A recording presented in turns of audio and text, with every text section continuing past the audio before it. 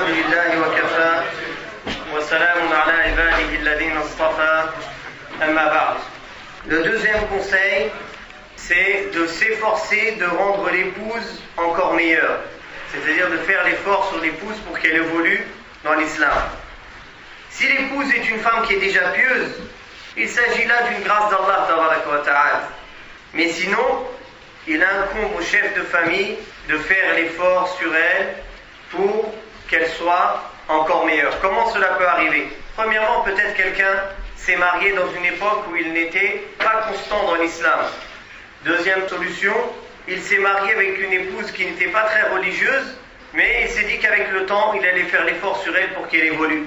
Alors s'il est dans l'un de ces deux cas-là, il devra s'efforcer corps et âme et faire un travail sans relâche pour pouvoir sauver sa personne et sa famille de l'enfer.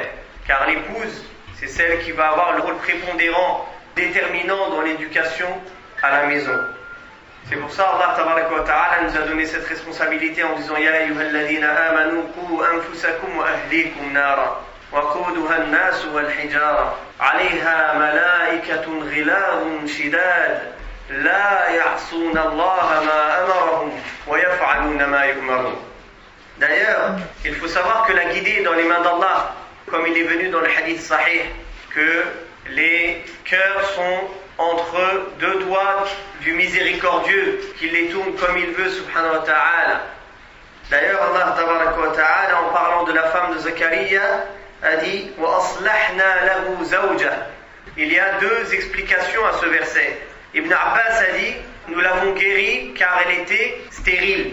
Et Ata ibn Abi Rabah, il a dit car elle avait une langue un peu pendue. Puis Allah tabaraka wa ta'ala l'a rendue meilleure. Donc, l'homme doit s'efforcer de faire l'effort sur sa femme pour qu'elle soit meilleure, tout en sachant que la guidée est seulement dans les mains d'Allah tabaraka wa ta'ala. Donc, parmi les choses à faire sur cette épouse, accorder une importance pour corriger sa connaissance d'Allah tabaraka wa ta'ala et sa croyance. Lui enseigner les règles de base sur la croyance islamique, lui parler ou en lui lisant, ou bien lui faire écouter des cours qui parlent des qualités et des attributs d'Allah, qui vont faire en sorte qu'elle va connaître mieux son Seigneur et pouvoir donc mieux l'adorer, subhanahu wa ta'ala. Parmi les choses à faire, c'est d'essayer de faire augmenter sa foi en dehors de ça avec l'adoration.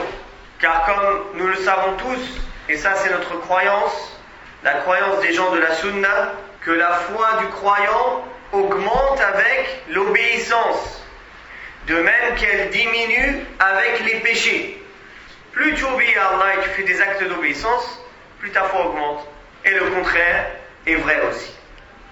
Donc, il faut l'inciter à prier la nuit, comme nous avons vu aujourd'hui dans le Jumu'ah, quand Omar ibn al-Khattab radiyallahu anhu priait la nuit. Quand il arrivait à la moitié de la nuit, il allait réveiller sa famille. Il disait as-salat, as-salat, la prière, la prière, la prière.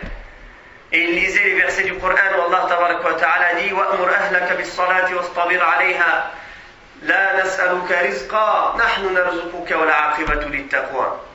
De même que le prophète alayhi salatu wassalam réveillait Aïcha radiyallahu anha et lui disait fais le witr. Il a dit qu'Allah fasse miséricorde à un homme qui se lève pour prier la nuit et qui réveille sa femme, et si elle ne veut pas se réveiller, il lui met de l'eau sur le visage et il se lève et ils prient ensemble. Et qu'Allah fasse miséricorde à une femme qui se lève la nuit et que si son mari ne veut pas se lever, elle lui met de l'eau sur le visage. Et dans un autre hadith, le prophète sallallahu alayhi wa sallam a dit que ceux-là seront comptés parmi dhakirin Allah kathiran wa dhakirat, ceux qui évoquent beaucoup Allah parmi les hommes et les femmes. De même, l'inciter à la récitation du Coran. Inna hadha al-Qur'ana yahdi lillati hiya aqwam. Il guide à ce qui est de mieux, ce qui est de plus juste. Et la lecture du Coran avec méditation, c'est une guidée et une lumière pour les cœurs. De même que ce fait de se détourner du Coran et du rappel d'Allah, en général, c'est un égarement. Et Allah Ta'ala dit وَمَنْ أَعْرَضَ عَنْ ذِكْرِي فإن له معيشة ضنكا ونحشره يوم القيامة أعمى قال رب لم حشرتني بصيرا قال كذلك أتتك آياتنا فنسيتها وكذلك اليوم تنسى. Et celui qui se détourne de mon rappel, cette personne-là vivra une vie misérable et nous le ressusciterons le jour du jugement dernier aveugle. Il dira: mon Seigneur, pourquoi m'as-tu ressuscité aveugle alors que j'étais auparavant voyant? Quand mes signes te sont venus, tu t'en es détourné, alors aujourd'hui nous t'oublierons. De même qu'il faut lui recommander de faire les adhkar de sabah ou le masa et de la journée en général. À chaque assise, chaque départ, lui acheter les petits livres, que ce soit Sahih al-Adhkar ou bien Hisn al-Muslim, ce genre de livre où il y a toutes les invocations à dire matin et soir ou à chaque moment de la journée, et l'inciter, lui enseigner et lui recommander de faire ces adhkar.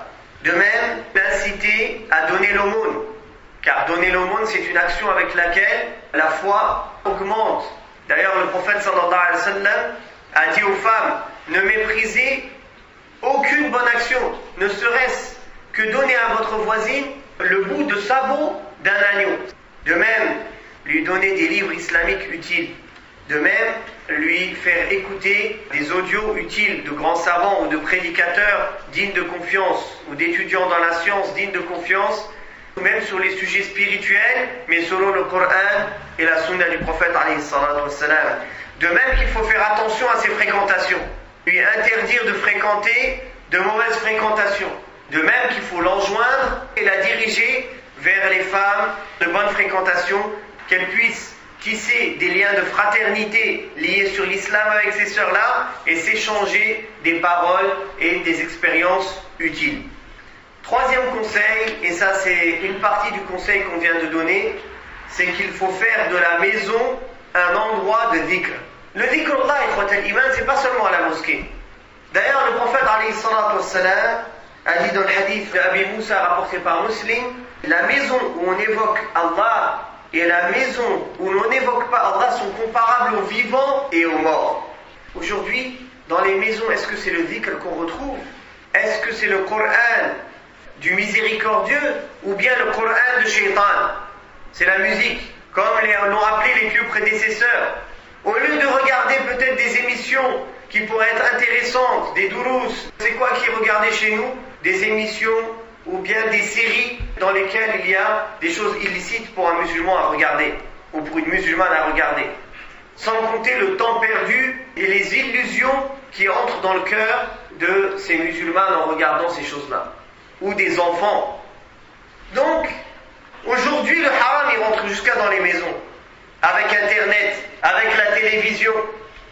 Et aujourd'hui, des enfants qui ne sont même pas pubères, avec Internet, apprennent des choses terribles.